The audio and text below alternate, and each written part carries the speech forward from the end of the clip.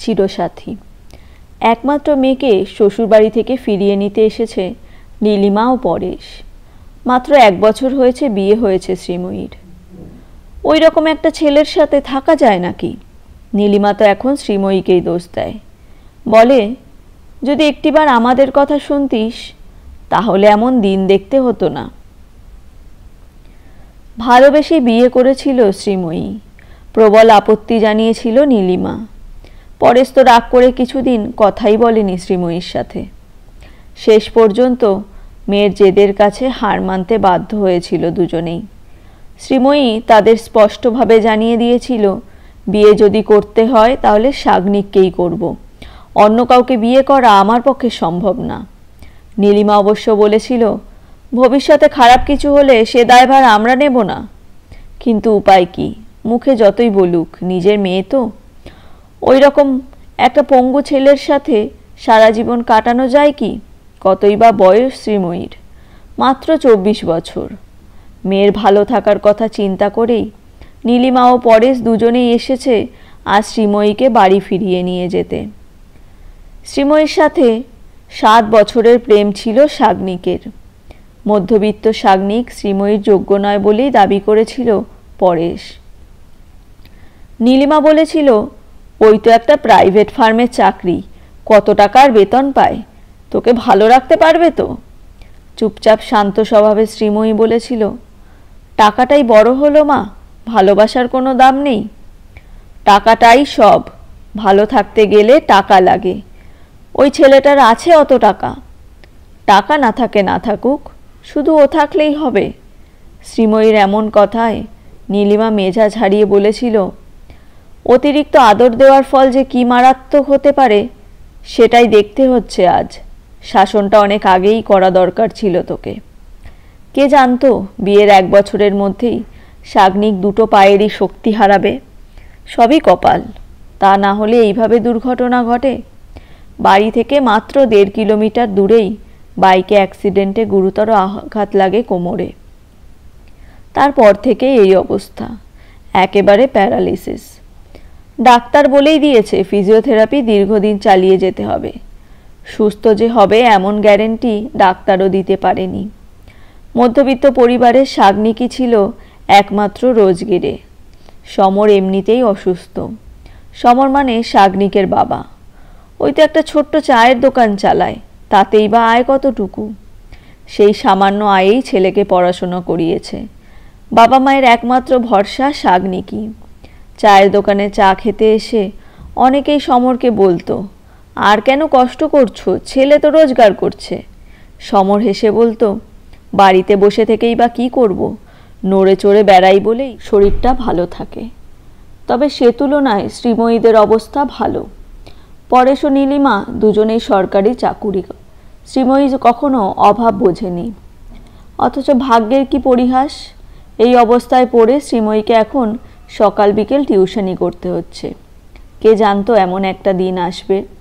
মেয়ের এই অবস্থা দেখে নীলিমা শ্রীময়ীকে বুঝিয়েছে, বলেছে, এইভাবে থাকতে থাকতে তুইও একদিন শেষ হয়ে যাবি। আমাদের কিসের অভাব আছে বলতো? ওই পঙ্গু ছেলেটা তোর জীবনটা নষ্ট করে দিল। তোর বাবা একটা ভালো ছেলে দেখে তোর আবার বিয়ে দিয়ে দেবে। তোর যা জিনিসপত্র আছে সব নিয়ে ফিরে চল। সাগ্নিকের এমন অবস্থা দেখেও সামান্য সিম্প্যাথিটুকুও দেখায়নি নীলিমা ও পরেশ, বরং বাড়িতে এসে শ্রীময়ীকে বলেছে ডিভোর্স ফাইল করতে। পাশের ঘর থেকে পরেশের সব কথাই সাগ্নিকের কানে আসছিল। সে মেয়েকে বলেছিল, শোন মা, জীবনটা ছেলে খেলা নয়, তাই ডিসিশনটা খুব তাড়াতাড়ি নিতে হবে তোকে। আমার কাছের বন্ধু বড় অ্যাডভোকেট, তুই ওর সাথে কথা বল, ও তোকে গাইড করতে পারবে। এমন কথা শুনে সাগ্নিকের চোখ জলে ভেসে যাচ্ছিল। ভালোবাসার মানুষকে আলাদা করে দেওয়ার জন্য কি নিপুণ চেষ্টা। পরেশের এমন কথায় কোনো প্রতিবাদ করেনি শ্রীময়ীও। সাগ্নিক ভাবতে থাকে, মানুষ কত পরিবর্তন হতে পারে।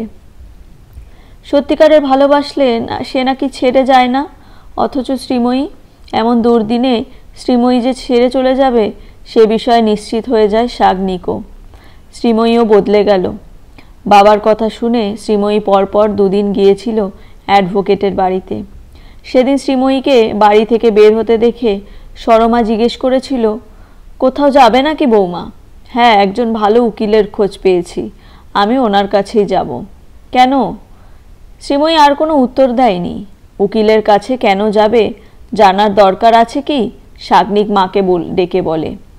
শ্রীময়ী যা করছে করতে দাও, বাধা দিও না। জীবনে ভালো থাকার ডিসিশনটা নিজেকেই নিতে হবে। শ্রীময়ী, তুমি যেখানে যাচ্ছ যাও, তোমার ভালো থাকাতেই আমার ভালো থাকা। কোনো কথা না বলেই সেদিন বেরিয়ে গিয়েছিল শ্রীময়ী। কাউকে জোর করে ধরে রাখা যায় না। সাগ্নিকের কী বা যোগ্যতা আছে যে আটকে রাখবে শ্রীময়ীকে? নিজের স্বার্থের কাছে ভালোবাসাও হেরে যায়। যাই হোক, সকাল থেকেই তোড়জোড় চলছিল। বিয়েতে দেওয়া জিনিসপত্র সব কিছু গোছানো হয়েছে। দামি খাট, আলমারি, ঘর ভর্তি কত জিনিস। প্রেম করে বিয়ে করলেও শ্রীময়ীকে গয়নাও দিয়েছিল বেশ সাজিয়ে। সেসব গয়না আলমারি থেকে বার করে নীলিমা নিজের কাছে ব্যাগে ভরে নিয়েছে।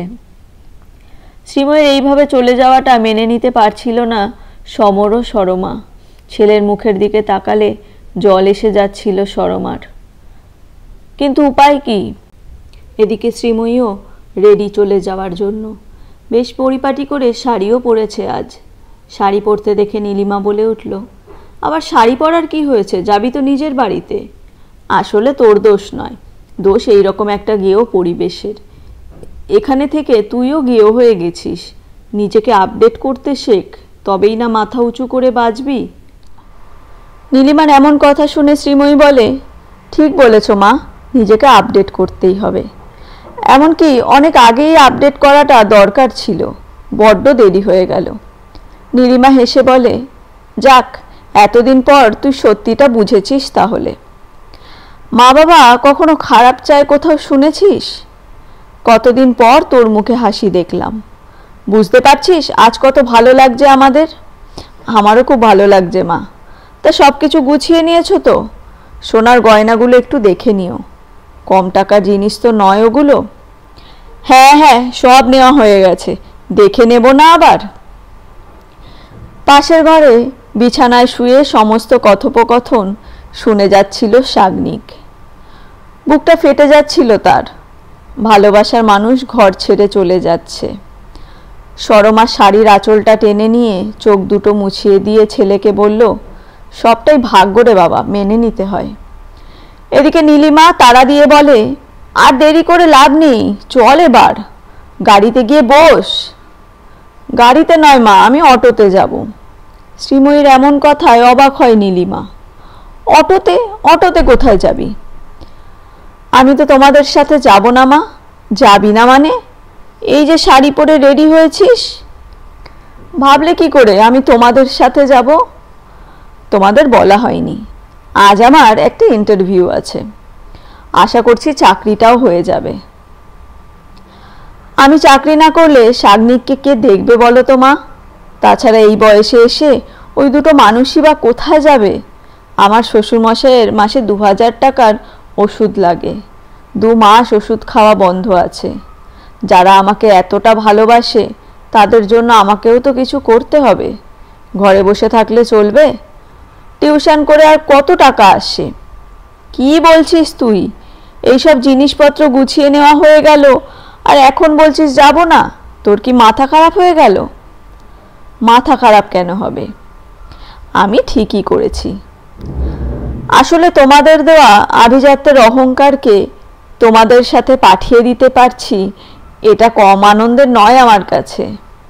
তোমরা এইসব জিনিসপত্রগুলো নিয়ে যেতে পারলেও পারবে না আমাকে এখান থেকে নিয়ে যেতে, কারণ আমার ভালোবাসার অহংকারটা এখানে পড়ে আছে, তাই ওকে ছেড়ে যাওয়া আমার সম্ভব নয়। এই দুর্ঘটনাটা সাগ্নিকের না হয়ে আমারও তো হতে পারত। জীবনে যে কটা দিন বাঁচবো আমি ওর সাথেই বাঁচবো মা। ভালোবাসা মানে ছেড়ে যাওয়া নয়। ভাবলে কি করে আমি তোমাদের কথায় রাজি হয়ে যাব? যার হাত ধরে একদিন এই বাড়িতে এসেছিলাম তারই হাতে হাত রেখে সারা জীবন কাটিয়ে দেব। আর একটা কথা, আমি উকিলের কাছে গিয়েছিলাম শুধুমাত্র ভালো পরামর্শ নেওয়ার জন্য, ছেড়ে যাওয়ার জন্য নয়। আমার চাকরিটা তো উনিই খুঁজে দিয়েছেন, সেটারই আজ ইন্টারভিউ আছে। কিছু কিছু মানুষ আছেন যারা জীবনকে জীবনের সাথে জুড়ে দিতেই চেষ্টা করে। প্লিজ মা, আমার এই ভালোবাসায় ভরা সুন্দর ঘরটা আর ভাঙতে এসো না। ভালো লেগে থাকলে একটি লাইক করবেন, চ্যানেলটি সাবস্ক্রাইব করবেন। ধন্যবাদ।